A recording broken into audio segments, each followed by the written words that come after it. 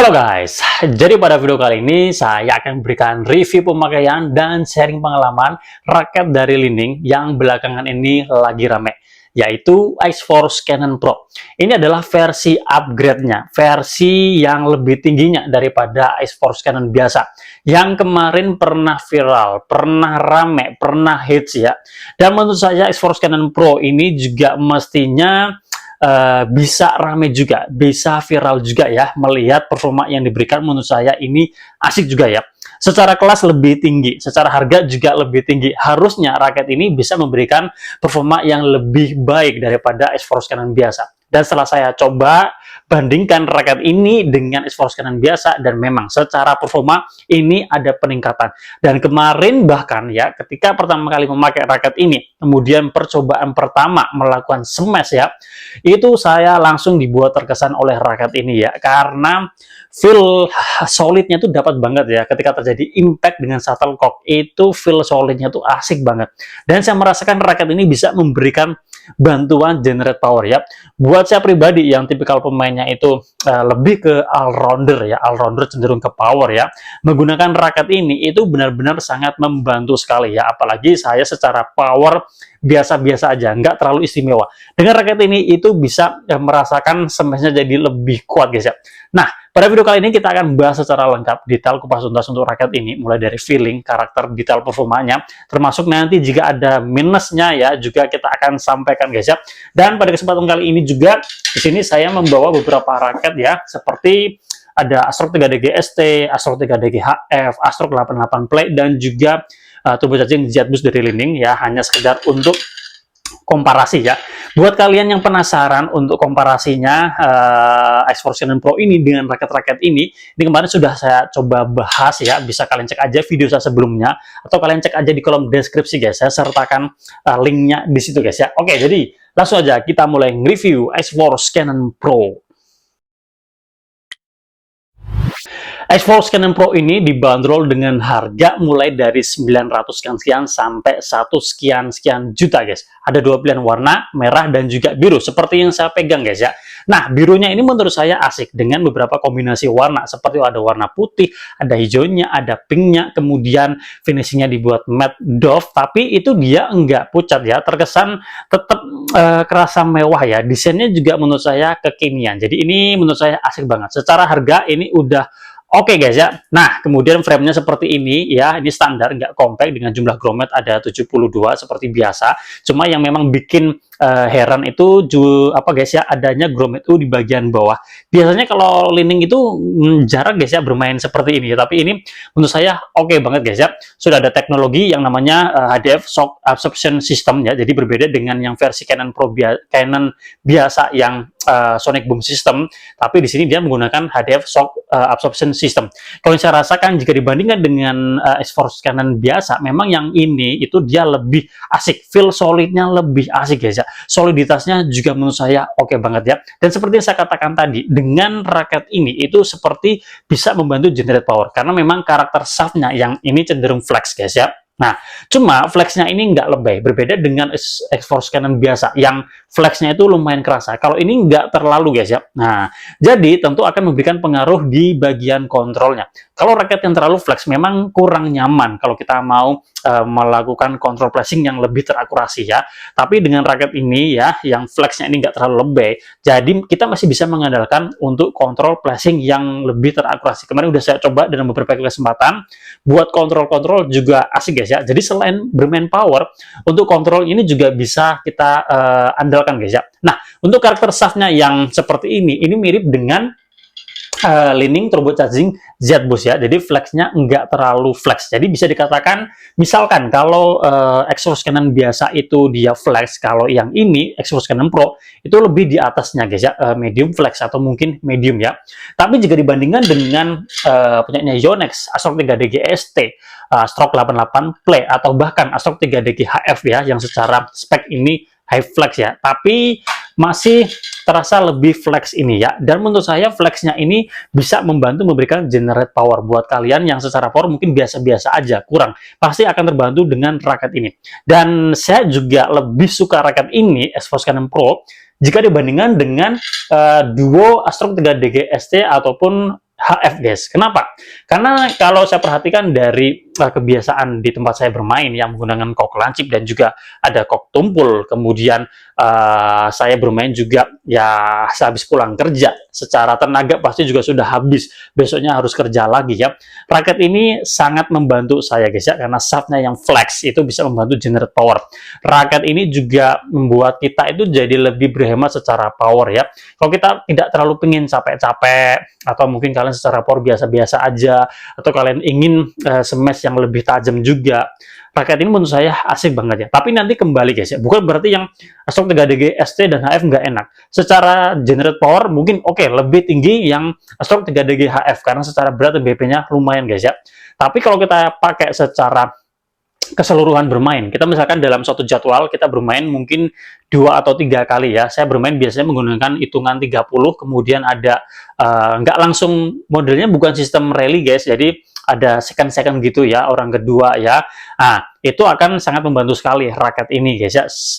Untuk manage tenaga ya, itu lebih, menurut saya lebih asik ya, lebih bisa diandalkan guys ya. Oke, raket ini yang saya rasakan, ini berat kepalanya lumayan kerasa, tapi secara keseluruhan ini tidak terlalu berat ya. Kemarin kosongannya dapat 83 sekian gram ya, jadi masih oke, 4U guys, kemudian BP-nya 301. Kemudian setelah tersetting seperti ini, berat totalnya bisa ditahan di 90 sekian gram, kemudian BP-nya 303. Jadi terasa HTV-nya lumayan terasa guys ya. Jadi ini asik juga guys ya, buat smash-smash ini menurut saya asik banget ya. Kemarin aja waktu pertama kali nyemes, feel solenya tuh asik banget ya, impact-nya tuh asik banget. Makanya saya ketagihan dengan raket ini untuk bermain power ya. Nah, cuma saya nggak terlalu terus-terusan untuk bermain power ya. Saya variasikan dengan kontrol-kontrol ya. Jadi hasilnya menurut saya ini oke banget. Secara pribadi saya terkesan dengan raket ini. Saya memang tipikal pemain all-rounder, jadi lebih suka raket yang sebenarnya all-round, lebih merata enaknya. Tapi menggunakan raket ini saya termasuk suka, termasuk yang berkesan. Apalagi pertama kali pakai itu langsung suka, langsung berkesan. Nah, itu jarang-jarang guys ya. Jadi ini menurut saya pribadi lebih asik, lebih apa ya, bisa dikatakan istimewa juga guys ya. Oke, seperti itu. Nah, itu tadi plus-plusnya guys ya. Nah, kira-kira minusnya apa? Menurut saya menjadi minus di raket ini itu di tensionnya guys ya. Spek yang tertera di sini cuma bisa sampai 28 lbs aja ya. Nah, itu menjadi persoalan tersendiri bagi sebagian orang ya, karena menganggap tension itu juga menjadi indikator kalau raket itu kuat atau tidak ya. Tapi tenang aja guys ya, raket ini mampu ditarik lebih dari 28 lbs ya. Ini aja saya tarik dengan tension crossnya 29, mainnya 27 lbs ya. Tapi saya konsultasikan terlebih dahulu ke stringernya, kira-kira kuat apa enggak ditarik lebih dari 28. Setelah dicoba, dicek, wah ini kuat lebih dari 28. Akhirnya saya coba di 29, akhirnya ini bisa guys ya. Nah, sekarang kita coba dengarkan hitting sound di raket ini ya, dengan senar landing nomor 1 bungkus merah guys. Asik guys, nyaring.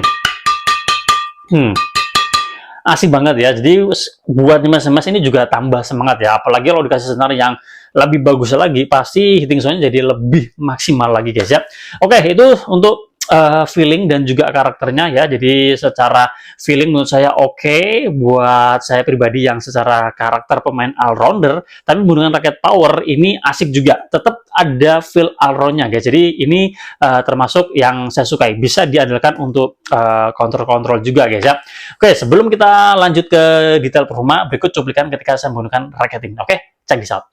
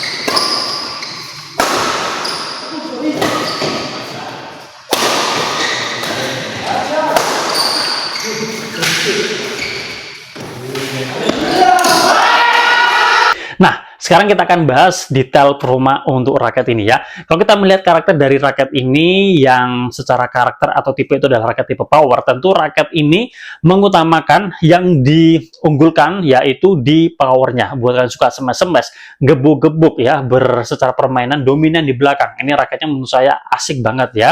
Nah, secara power saya kasih nilai 9,5. Buat saya pribadi memang raket ini bisa dikatakan istimewa ya. Tapi nanti tinggal kalian sesuaikan aja dengan karakter kalian biasa bermain. Kalian biasa menggunakan raket yang seperti apa ya. Karena kalau kalian misalkan terbiasa dengan raket yang secara karakter shaftnya itu stiff ya, ke raket ini tentu pasti butuh adaptasi ya. Karena tentu swingnya ada yang berbeda. Perlakuannya juga berbeda ya.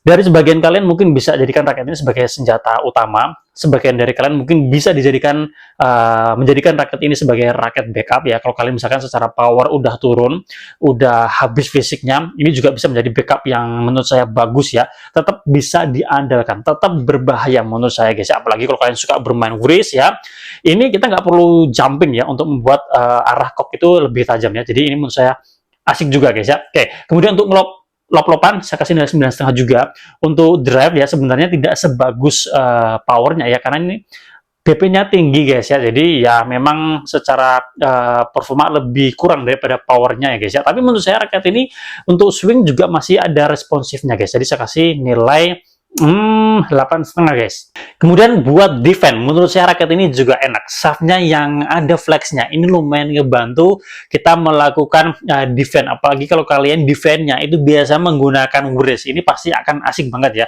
Kalian tidak butuh terlalu banyak tenaga dari bahu ya, cukup dengan wrist itu bisa mengembalikan shuttlecock sampai ke belakang. Jadi untuk defense-nya saya kasih nilai 9. Untuk netting ini boleh juga, meskipun raket tipe power, tapi kemarin waktu saya coba, ini asik juga. Saya kasih nilai 9. Untuk drop shot saya kasih nilai 9. Control placing saya kasih nilai 9. Secara umum ini raketnya oke. Secara pemain yang bisa menggunakan raket ini ya, meskipun ini terteranya X-Force Cannon Pro ya, lebih untuk mereka yang secara jam terbang udah lumayan. Tapi menurut saya buat kalian yang pemula, yang suka bermain power, pakai raket ini juga bisa ya. Ya meskipun belum tentu nanti kalian bisa memaksimalkan ya. Tapi kalau misalkan kalian tidak masalah dengan itu, ya ada budgetnya, nggak masalah dengan harga, menurut saya ini oke juga, boleh juga ya. Jadi secara kelas pemain bisa sampai intermediate ke atas ya. Pemula, intermediate, mungkin sampai lebih pun juga bisa menurut saya guys ya. Oke, saya rasa cukup sekian review kita kali ini membahas Li-Ning X-Force Cannon Pro ya. Menurut saya menjadi salah satu raket tipe power yang patut untuk diperhitungkan karena secara performa, secara penggunaannya juga ramah, mudah, dan nyaman, enak guys ya. Terima kasih sudah menonton, semoga bermanfaat. Buat kalian sudah mencoba raket ini, boleh sharing pengalaman kalian. Kita jumpa lagi pada video-video yang lain. Salam sehat, salam olahraga.